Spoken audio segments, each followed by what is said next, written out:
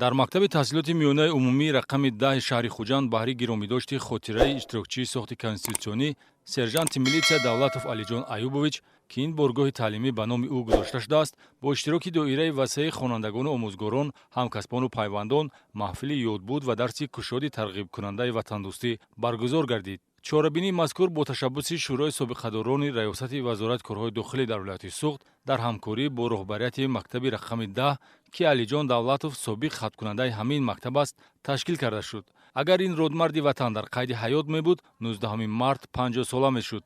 дар ҷамъ омад оиди сарнавишти кӯтоҳу ибратбахш ва хислату рафтори барқарорсозандаи сохти конститутсионӣ Алиҷон Давлатов ҳамкасбону дӯстон ба хонандагон маълумот доданд.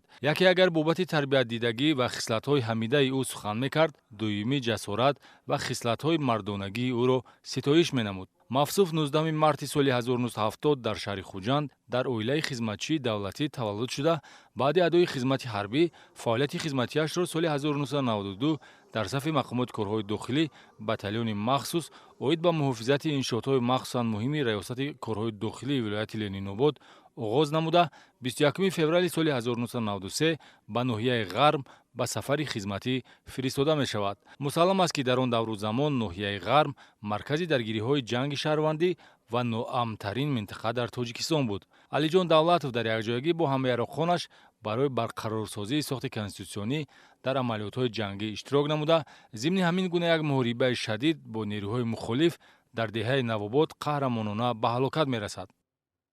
طوری که ما معلومات داریم علیجان دولتوف یکی از برقرارکنندگان ساخت کنستیتوسیونی می باشد و راه خودش را برای وطن نیثار کرده است، جان خودش را. برای همین ما نام مکتب ما به نام علیجان دولتوف این مرد شجاع گذاشته شده است. ما خوانندگان این مکتب باید از جسارت علیجان دولتوف دیده باید کار و پیکاری آن را دوام دهیم.